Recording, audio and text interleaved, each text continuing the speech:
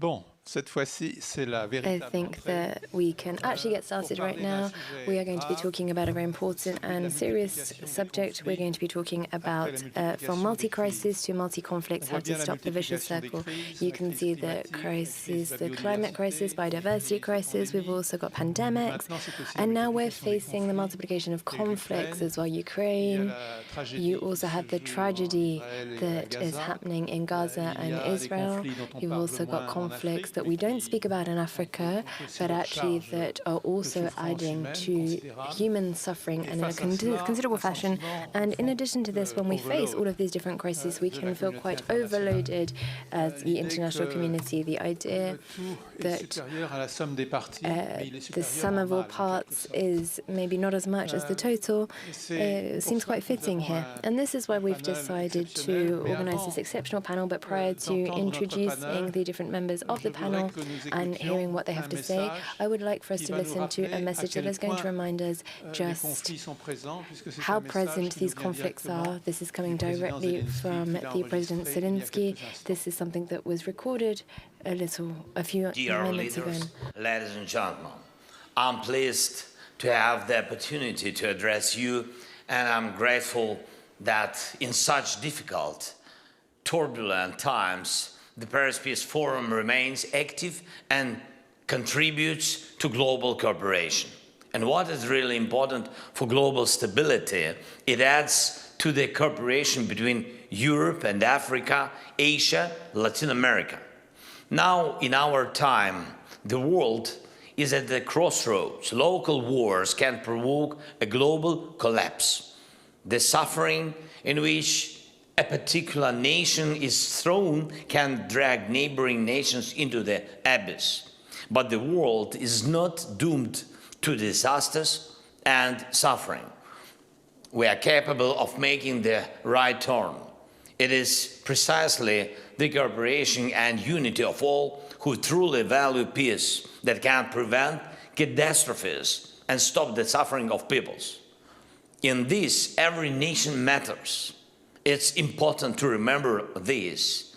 There are no few great ones who supposedly can decide something in the world for everyone. All nations are equal, and every nation deserves respect. Only such an approach can realize the right of every child of every nation to a world in which there are more examples of achieving peace than stories of its destruction. So when I proposed the Ukrainian peace formula to protect our people and to create a globally significant precedent for the restoration of honest peace, I counted on global efforts, on the unification of the world's majority, on cooperation that unites all continents. And gradually we are achieving this. I'm grateful to each of you who supports these efforts, and I call on you to multiply unity and joint work for the sake of providing the world with the necessary answers to existing global issues, complex issues. But there are no difficulties that cannot be overcome by the unity of people.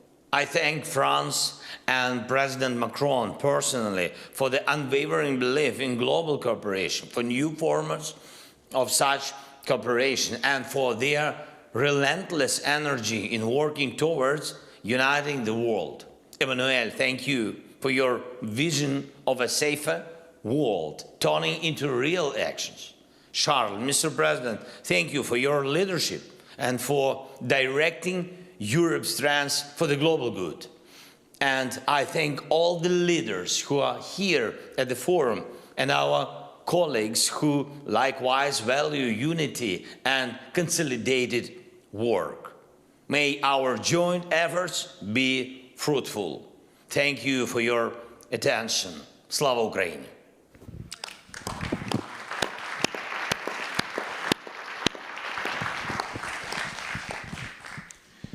This was a message coming from the President Zelensky, and this reminds us of the gravity of the seriousness of the situation that we're currently facing. And now I'm going to turn to Charles Michel, who is the President of the European Council and our first speaker. We know that the European Union historically has shown just how strong it is as a regulator in times of conflict, a great power with a huge economic leverage given the size of its market. And today the European Union has found itself at the heart of crisis. We have had to react to the Ukrainian crisis with different unprecedented sanctions, if we look at the history of the EU. But we're also in a world that is looking at power struggles. We've got military power struggles as well. The military plays an ever-increasing role. And Mr. President, I have a question for you. In this carnivorous world, if I may express myself, the EU is more of a herbivore, but maybe we need to sharpen our teeth if we want to be able to manage this situation, if the EU wants to be able to manage this situation so that the future of peace and multilateral cooperation that we all are dreaming of becomes a reality.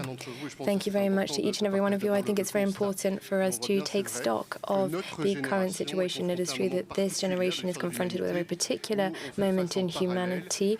We are facing different challenges that are becoming crises, and crises that are also becoming conflicts. I've got three pillars that I want to speak about today that are at the heart of the EU's work and also the different leaderships. We've got the relationship between nature, our environment, and humanity.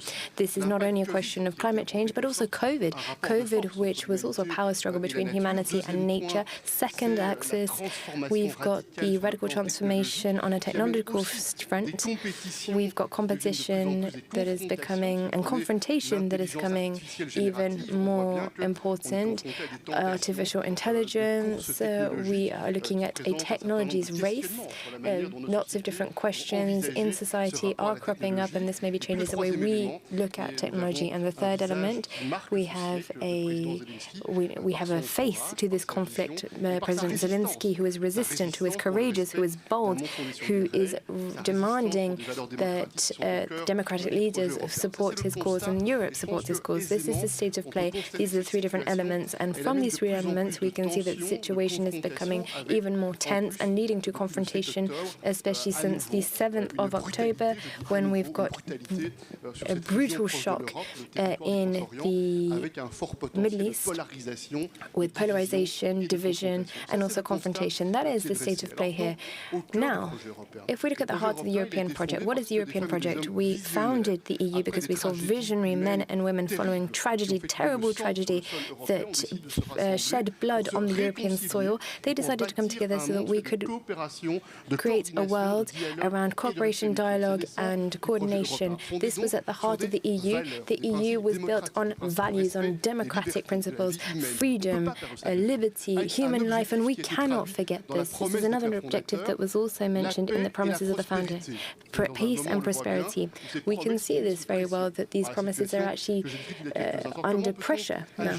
Therefore, how can we react, and how do we shake things up within the European Union? The first thing is to strive endlessly, day after day. I know that this isn't easy. We talk about European unity. We can be stronger together. We have the capacity to establish standards, norms that are based on our credibility, on our standards. We respect, and we are respected above and beyond the European borders because we are true to ourselves, because we are true to our fundamental values. We respect human rights. There is no shadow of a doubt. And if there were ever to be doubts cast on our double standards, this would obviously throw us into peril. We are constantly changing. We are constantly working on our values. And you will see this over the course of the upcoming months and years. Be we talking about Ukraine, Ukraine opened the world's eyes to this. There is a piece of the puzzle that is missing, or that has been missing for the longest time, and this is security and defense. The war against Ukraine in Ukraine has completely changed the European paradigm, because a couple of days later, it wasn't NATO, it was the EU that decided to give Ukraine arms. This was unprecedented. This was not NATO, this was the EU, because we wanted to help Ukraine to defend themselves. This was a European pillar. We wanted to be robust. That was the first element. The second element, and I am here next to the President of Georgia. We're also looking at widening the net of the European Union in order to instill stability and security. Yes, this will be complicated. We know that it isn't always easy. There are constraints, there are obstacles, but there is political will here to open up our borders so that we can have stability, peace, and a better geopolitical landscape. I'm not going to take too much time, but maybe if I can say one last thing, I also think that we have the responsibility to forge multilateral partnerships. We need to be at the forefront of lots of different subjects so that we can reform multilateralism. The United Nations, yes, it's a wonderful idea, a wonderful tool with wonderful will, and I would like to commend the Secretary General of the United Nations. However, the veto system is throwing it into disarray. Sooner or later, we are going to come to a debate. How can we have the reform of the United Nations so that we can take them out of that of the pigeonhole that they found themselves in, so that we can have regional organizations, including the Union, the European Union, the African Union, CELAC, the Asian Union as well. How can we have a stronger voice, a more dominating voice within the UN system? Because we can see that we have intermediary bodies between the nation states and the international community, and this could help for us to look at convergence, to be singing from that same song sheet so that we're able to alleviate different tensions, renew, reform, and give a more important spot to regional organizations, including the EU. For me, this is something that we need to be looking at, and I hope that over the course of the upcoming months, we will be able to dig a little deeper. Thank you very much. Thank you very much. I'm now going to move on to the President of Georgia, Madame Salome Zurabelici. Your country is a neighbor of Russia. It also has great European aspirations. It is a very narrow path, a difficult, challenging path that you have to lead. And your country over the last couple of decades has gone a long way, but at this particular moment in time, how do you see that path? Thank you very much. I'll speak in English, not because I cannot speak French, but because my audience in Georgia, I think, will have better interpreters in English. So thank you very much for allowing me that. Yes, Russia and European Union, the choice has been made for as long as Georgia exists, I think, but it has been made clearly since its independence in 1991. And it has been a constant choice, which when 2 days ago the Commission finally gave a positive recommendation for the status of candidate. The next day there was an opinion poll that showed not the usual 80% of supporters for the European Union, but 85%. I don't know whether we can do better. But more interesting is that 75% are in favor of the European Union because of security. And that is made even clearer because a day before, Russia, as it has this long habit, again, on the delimitation line with our occupied territories, killed one of our citizens and took another one as hostage. And that is something that is happening on and off. They have been taking the airport of Abkhazia and are in the process of transforming one of the ports on the Black Sea as a military base for its fleet on the Black Sea. So that is Russia, and the hope is there with the European Union, and there is no doubt in the mind of the Georgians that security, despite the fact of what you were saying, that there is still not a fully fledged, and I was on the other side when we were trying to push forward a security and defense policy many years ago. So it will take time, probably as long as it will take for us to become a full member. But the process is there, and the European Union is seen from outside as the place where you are finally secure. And I'm sure that this is the case for our partners in the eastern part of the European Union that joined a few years ago. And I'm sure that's how Ukraine and Moldova feel today toward the European Union, that there is a kind of red line beyond which Russia cannot reach. And that Russia is not changing is a fact of our life. It has remained as an imperialist power, maybe partly because the European and Western powers in general were, as it's described in a book by Sylvie Kaufmann, aveuglés for a very long time. But now that they have discovered the reality of Russia, we have to know that it's a reality that will not change unless finally Russia recognizes that it has, like any other nation in the world, borders that it has to respect. And you take any Russian and ask them to draw the map of their country. Some will include Ukraine, some will include Georgia, some will include something else. They do not know. And it's our duty, the duty of the European Union, if it wants tomorrow to reconstruct some form of architecture on the continent of Europe, to make sure that finally Russia understands that. And I think that will be the major objective of the peace negotiations when Ukraine considers that it has reached the aim of defending the sovereignty and the integrity of its territory. Then at the peace negotiations, we all have to make sure that Russia leaves all occupied territories and recognizes where are its borders. And that's the beginning of mutual respect with neighbors. That's the beginning of cooperation. That is the absolute necessity if the European Union wants tomorrow to have a Black Sea, which has become a European sea, that is a sea of cooperation and connectivity, as we say all that we want, because that's a necessity for tomorrow's world. But that will not happen if we do not move that Russia, push that Russia to some form of normality. Thank you. Thank you very much.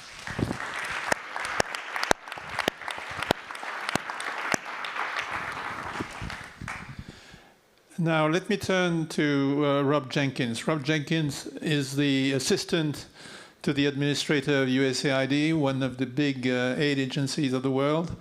And when I turn to you, Mr. Jenkins, I think of the role that the United States played in 1945, really shaping the world in which we have lived ever since. And I also think of the role of the United States, but also the United Nations in the last 20 years. I was the head of peacekeeping. I remember all the enormous expansion of peacekeeping around the world. We remember also the intervention of the United States in Iraq, in Afghanistan, and the word intervention has a bad name now. And so the question I'd like to put to you is, in this world where the systems that were built in 1945 sometimes give the impression that they are unraveling, that they are fracturing, that the consensus around a few fundamental norms is disappearing, and where the confidence in the instruments we had to shore up these norms, thinking of UN peacekeeping, for instance, that confidence is also eroded. So what do we do? What do you do? And also at USAID, thinking of how the US can engage with the world in a way that will help the world and be accepted by everybody, when the US can no longer control the narrative, so to speak, of the world. Well, thank you very much. You used the term unraveling. I think it can be argued that the global order, of which we've all benefited for decades, has ended. It ended when Putin's tanks crossed a border, a member of the P5 invading another sovereign state. So the post-Cold War era is done. States are far less likely to align together around shared values and principles, and much more likely to set out trying to gain as much autonomy as possible based on their own interest in very transactional ways and in transactional relationships with other states. So the question on the table is, what is the new era going to look like? And if we're no longer in the post-Cold War era, what is this going to be? The name will be left up to some smart historian or something else. But what characterizes the world of today is up to us. We've learned a lot as the United States. Looking back, you mentioned over Afghanistan, Iraq, other things. Intervention, as you said, it might have a negative connotation for many. Our Congress passed what's called the Global Fragility Act to force us to work together better. And one of the most important parts of that, and our new United States strategy to prevent conflict and promote stability, is to work in partnership better. And partnership is going to be the key. It's building trust and inclusivity. All good governance is based on trust and inclusivity. All strong economies grow when based on trust and inclusivity. And it's how states interact with each other, how we as the United States interact with other states, but also how people around the world interact with their own governments. The world is experiencing a trust, a major lack of trust at every level. We've seen 20 years of a democracy recession around the world. People are losing trust in their government, they're losing trust in their institutions, hopefully they're not losing trust in themselves. So for us, not just the United States, but all of us in the so-called North, we need to reach out in a new way, new spirits of partnership with those in the so-called Global South. We need to build alliances based not just on nation states, but people to people. As we look around the globe today at these multi-crises, I don't think there's a single challenge on the table that can be solved by any one, two, or three players. Multiple stakeholders are going to be needed to attack all of these challenges. And we're going to have to work together in a spirit of partnership, a spirit of trust, and inclusivity. Thanks. Thank you very much. And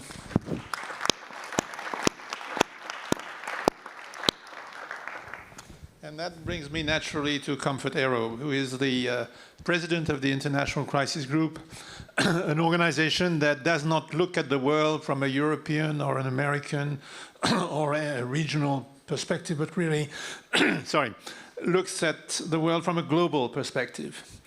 And the question I have for you is really, and what is happening at the moment in Gaza illustrates that, how different parts of the world have very different perspectives on the same events. The world is certainly not united in its perception of itself. And that's a real challenge when you want to build an international community. So as you look at all the conflicts around the world, and one of the strengths of Crisis Group is to look at all the conflicts, not just those who are in the limelight. As you look at all those conflicts, what is your diagnosis of this fracture of the international community, and what should we do about it so that it does not become wider? The tough question of what to do about it. Well, as my former boss, Jean-Marie, I will also ask you to answer that question. As well. And I have two other crisis group, in fact, 4 other crisis group colleagues in the audience, and they can partake in the answer.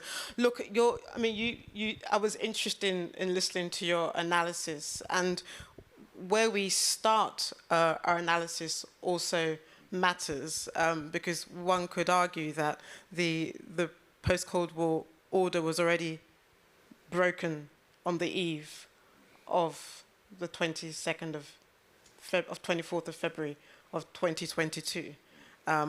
One could almost argue that it was accelerated as a result of that, but there are already question marks about that order and the fragility of that order, because a number of countries that one often looked at to be the engine room, the drivers of the order, were also unraveling, and the center was fraying, and there was question marks about whether they believed in the values that they were spreading throughout the rest of the world. So I just want to say it does.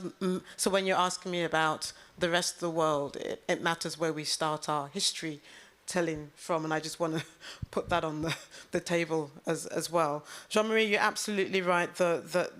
It's fragmenting, but it's interesting in the way in which it is fragmenting. It's very true that at the heart of the fragmentation are institutions that we often sort of upheld to be the drivers of unifying us and making sure that regardless of what was happening in various countries, we, the people, are still united in terms of how to direct the future of the world. But there are certain things that I think that are contributing to that fragmentation as well. One is, as I said, those who are champions of certain principles, democracy, for example, rule of law themselves are in crisis as well, and their domestic politics also is the very first starting order of foreign policy as well. So the fact that a number of countries are in crisis that we normally rely on to do international peace and security, the fact that their center is fraying speaks to the issue of fragmentation.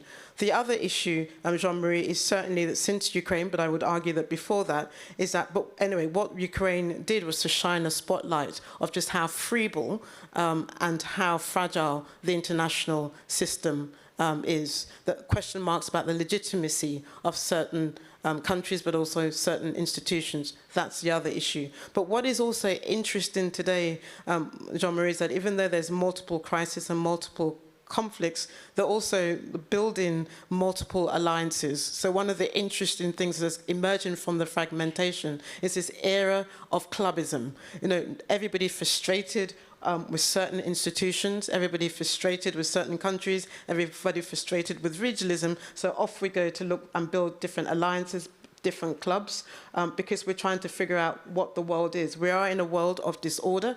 Nobody knows what the future looks like. Nobody knows how it will end. But I also think this is a moment of opportunity that as we're struggling to figure out what the next sort of future looks like, that I think there are a number of countries who are now emerging as vital players on the world stage. They have their own notion of what the international order looks like. They have their own different understanding of what peace and security looks like. They have their own understanding of what multilateralism looks like. But I also think they offer an interesting insight of how you can rethink building that order. We may not like them.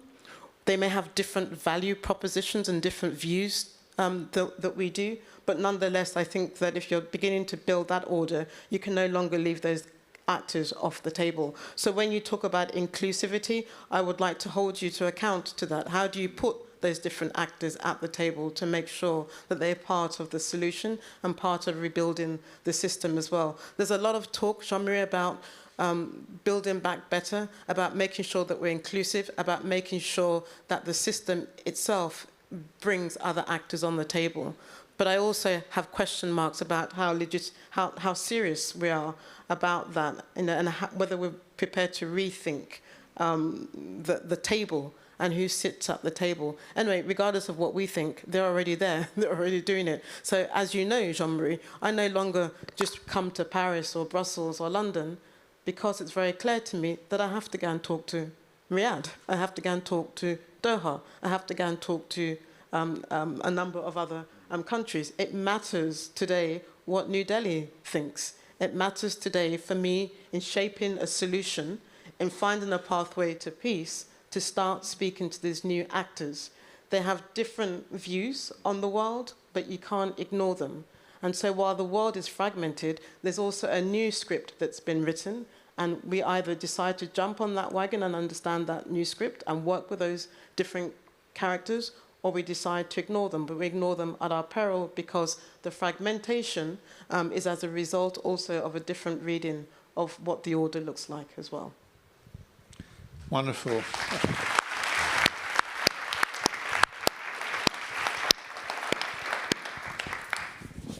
Now, the next question might be, how do you do it? Because how do you do it? So here's I mean, it's an interesting question, and how do you do it? So it's very clear to me that any solution today on Israel-Hamas, if we are serious about, well, there's several things that we need to do. But if we're serious about weaving together, and I've heard a number of people say, let's go back to a two-state solution.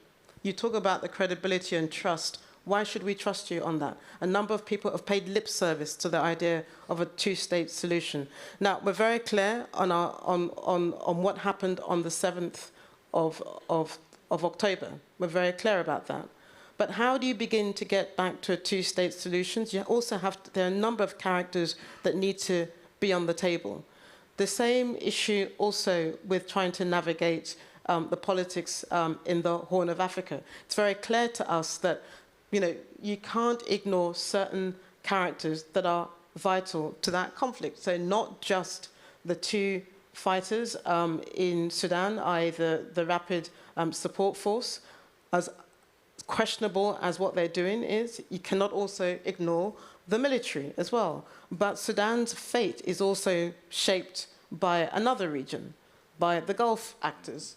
So we have been questioning what's happening in Jeddah, but it's very clear that you can't ignore Jeddah in the process as well. So one of the big lessons that I've learned, Jean-Marie, is that in crafting what a peace looks like, in crafting and shaping what a solution looks like, the center of gravity is not the usual suspects. You have to actually start weaving a wider net and bringing on new actors and new mediators.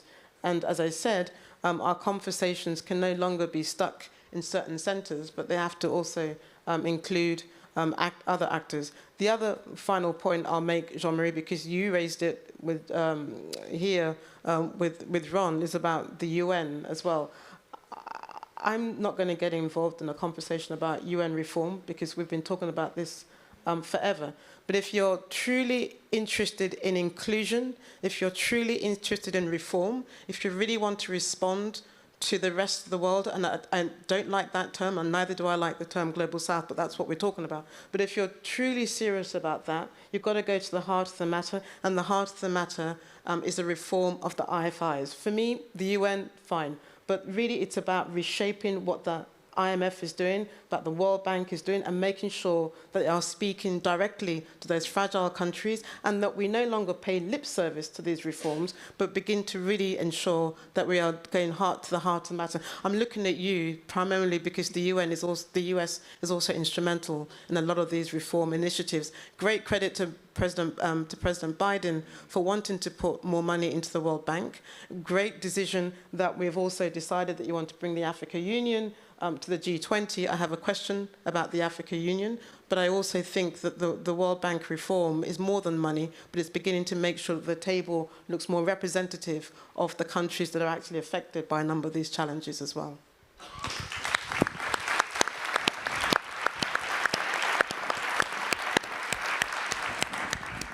Which raises a question about a country whose name has not been mentioned yet, which is China. The other big power in the world, and how, and there may be nuance between the United States and the Europeans, for instance, and how does one make room for China, to use your word, to be a partner in this new world? I know how the European Union has defined China both as as the two sides of the relationship with China, but how do we do it? Because without China, now a major economic power, it's hard to think of a stable world order. Allow me to answer with regard to China and what has been expressed. Also, I think it's very important. Indeed, we're opening up a new chapter in our narrative, and nobody can predict with certainty what the future will look like.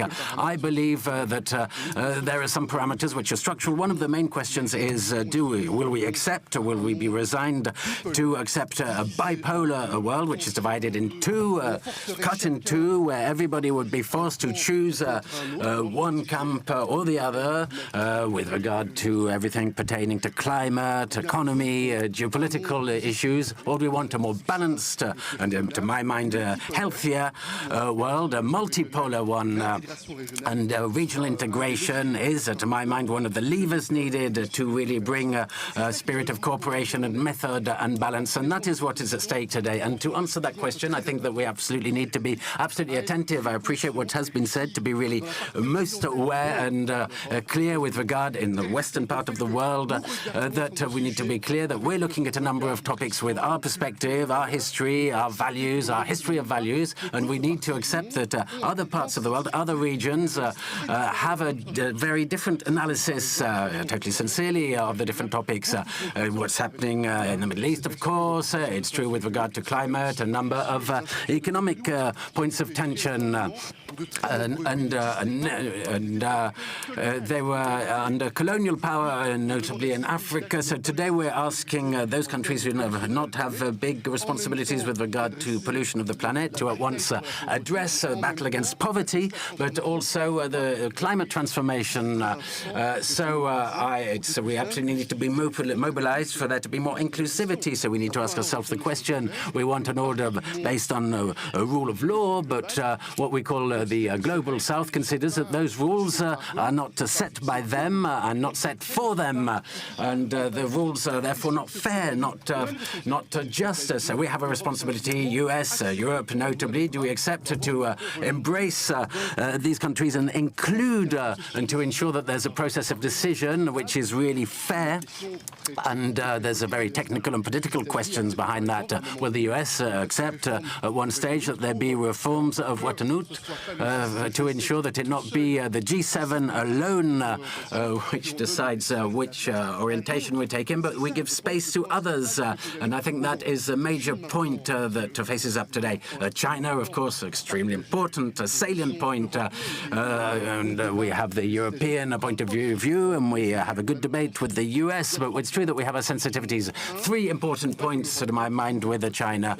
We always need to remain firm as Europeans to defend and to stand up straight, to defend our democracies and human rights. So we understand that it's not the same political institutional system in China, but we need to remain firm. Second major topic is a necessity to address our vulnerabilities. We have vulnerabilities from an economic point of view because there's a lack of reciprocity in the economic exchanges between European Union and China, and that has become ever more important on the European front because we learned from our lessons, to not say mistakes. We were very dependent on Russia with regard to fossil energy, and we saw how fragile we were. History showed us that we wouldn't like for fundamental resources such as critical materials, which are so important for the supply chains of technology, to really be so dependent on one power. So we need to diversify our supply chains and to have more reciprocity. And the third topic, so I look back to what I was saying as introduction, if we're serious with regard to climate change, global health and geopolitical topics, we absolutely need to engage with China. We need to talk to China. So sometimes there is this impression that there's a competition between a huge competition between the US and China for the leadership in different domains. The US are an ally, an essential ally, of course, with whom we have a relationship which is absolutely unique in the respectful dialogue Europe-US. We would also like to have this capacity to envisage the cleverest, the smartest way to address this relationship with China in order to bring the whole regions of the world, Brazil, South Africa, China, India, others still in this spirit of partnership, and we need to decide together more than has been the case until today. Thank you. I'm glad to see that yesterday our Treasury Secretary met with her Chinese counterpart in San Francisco, the second time in 4 months, and that next week President Biden will be meeting with President Xi, stressing that in this world we need each other. We need each other. And Comfort, you are right to hold us accountable. I think all of us need to hold each other accountable and mutual accountability, especially if the international institutions aren't up to it right now. But as you say, we ignore players to our peril. And as you were saying that, I was going to use an example of what's happening now in Jeddah. there's questions around the best way to do these things, but the number of partners has increased exponentially. But it's not just up to the states. It's not just up to people here or in New York, or last week I was in Geneva for Peace Week. We've got to open up our ears, our hearts, and our minds to the ideas that are coming out of the people that are most affected by these crises and these conflicts. They will have the answers. They will have the better ideas. We, and I mean the United States government, but I would speak on all of us who are trying to make things better, have got to do a better part at listening, not coming in with the solutions, but being open to new, innovative, creative solutions. Our old solutions have got us to a world that right now is in crisis. We need new ideas. That's going to come from the youth, and it's going to come from civil society, and it's going to come from people that aren't just sitting in capitals making big decisions every day. It's a lot of little decisions that are going to get us to where we need to be. Thank you. I'd want to open up a bit to the audience if you have any questions, new ideas. Barney Rubin over there. Is there a microphone? Hello. Yes. Okay. Thank you. Thank you very much. I have a question regarding the EU. I've surprisingly often heard today either the need to expand the EU or the want to join the European Union. And I'm just asking myself, the European Union is a union at war basically at the moment. It has, even before the war, had serious difficulties finding consensus on a political level. And there are many other challenges, such as a very rigid monetary system, among others. And I'm just wondering, why is expansionist European mindset at the moment the right thing to go with? Or at least it doesn't seem very defensive to me to go with a very expansionist paradigm at these times. So I'm wondering, why does that seem to be the consensus that is prevalent here at the moment? I think that's a question for you. Yes, I suspect it's a question for me. Just a few points. 20 years ago, we made the promise to the Western Balkan countries that they had a European perspective. And since then, we procrastinated a lot on both sides, and it made some frustration on both sides. The Western Balkans are an enclave within the European Union. What do we want? Do we want those countries under the influence, sometimes the negative influence of some other powers across the world, or do we want to build with them a common political space based on common standards, based on common values? I'm absolutely confident and certain that for our children, the EU will be safer and more prosperous with those countries within the EU and not with those countries victim of some regular attempts to destabilize them and to destabilize at the same time the EU. Point one. Point two, it's absolutely true that the war launched by Russia against Ukraine is making the situation totally different on the European soil, on the European continent. And I'm very confident that the enlargement process is an occasion for those candidate countries to make the reforms that are needed, fight against corruption, independence of justice, taking into account our common principles and our common values. And I'm absolutely confident that those countries within the EU means more stability and more security for the future. Does it mean that this is easy? Not. It will be a very difficult task. It will take time, but it means also that on the EU side, we have our homework to do. Because you are absolutely right that we have our own challenges, and especially in three fields. First, what are our common priorities? What are the topics? What are the common purpose, the common goals for which we want to cooperate, all of us at the European Union's level? Point one. Economic priorities, security, agriculture, cohesion, etc. What are the common priorities? Second, how do we pay for that? What's the level of solidarity through financial means? Is there a common will, yes or no, one day to have the own European resources? It's a very democratic and political debate. It is a valuable debate. And point three, how do we decide? difficult debate, but need it. Do we need systematically unanimity, or do we need to consider other ways to decide, but ways that take into account the importance to be united, to stick together, because when we stick together, we are united.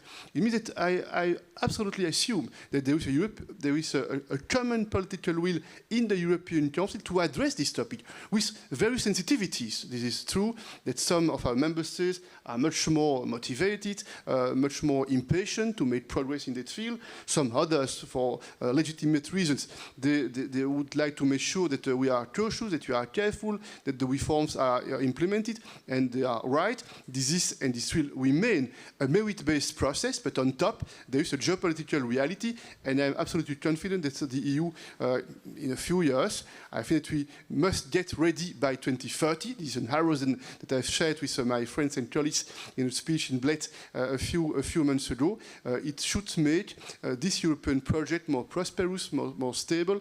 And one last element, can you imagine what would be the situation with the war launched by Russia against Ukraine today if we would be only the 6 founding members? Can you imagine what would be the situation for the European continent if the EU would be just the 6 founding members? It means that when we decided to enlarge in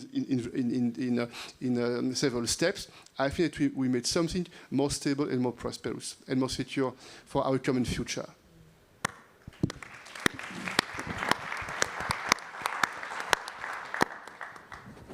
There is not much time left. I think on the clock I see 1 minute and 14 seconds. So I see several questions. Maybe, yes, Barney Rubin, very quickly. Jean-Marie, you rightly said that after World War II, it was the United States led the construction of the world order. But my question is, who could lead that construction now?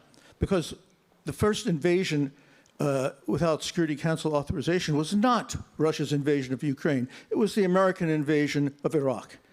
And today we see Israel committing war crimes on live television using equipment supplied by the United States, which says there are no red lines and will not even say that the Geneva Conventions apply to Israel. So who could possibly lead rebuilding this world order? This is a very good question. Very good question. Who wants to answer? Can I, because you raised, and thank you, Barney, for saying that, because that is the conundrum that we face today. You asked, how do we begin to do this, Jean-Marie? And one of the things that we need to do is that we need to rethink the sense of the various sort of international principles that states claim to ascribe themselves to. So on your question of how, I think it matters next week that when Biden and Xi Jinping meet, I think there has to be a very clear message that comes from both sides in relation to the very question of Israel, Hamas. I think it's no longer tenable to turn around and talk about an international rules-based order when we are watching those rules being undermined every single time. It's also important that you preach one message, and I'm saying you, but it's bigger than you. You preach one message to one bit of the world. You talk about asking countries to back Ukraine at the moment that they ask you to back another struggle that they've been fighting for a number of years. Now, the crisis group is very clear on its position on the question of Israel and Hamas. We've been very sympathetic, and we've put it on paper that we do recognize Israel's right to self-defense. But you also have to deal with the fact that a people have been occupied for 56 years, and 16 years they've been under siege as well. So you have to, how do you balance those issues as well? And it's not just a US challenge, it's a challenge I put to a number of people as well. Rob. So President Biden has been very consistent and very insistent on Israel's right and obligation to defend itself. He has also been very consistent and insistent on Israel's need to apply international law and stick to and adhere by international law. He said that many times. As to who can lead, we have been very public in our desire, say what you want about the UN and whether we can actually reform it or not. A future needs a reformed UN. We need to break apart the P5 system. We need more inclusivity around that table, and we need to get out of a unipolar or bipolar mindset and get into a multipolar mindset that where multiple stakeholders are around all the important tables, making decisions and coming up with joint answers and holding each other accountable. So, Jean-Marie, I know you've up for time, but on the day that Biden was in the US, or flying out of Tel Aviv or Jerusalem, there was an important decision that was taking place at the Security Council at the moment where you could have shown the world that you were taking a different path. That was a moment to abstain at least and not veto. It was so important because at the end of the day, the UN that you want to defend is the UN that is actually driving the trucks into the country. It's the UN that you're going to rely on to provide the humanitarian corridor. So you cannot ask for a reform or changed or multi-stakeholder approach if at the moment the UN needs defending, you usurp its ability to do its work. And that was a really unfortunate moment. That's the time the different message could have had. I mean, I do think it's a real challenge to uphold the rules-based order when the very instrument, the very institution that is crucial to that is undermined at the moment when you needed a different set of politics. And I'll stop there.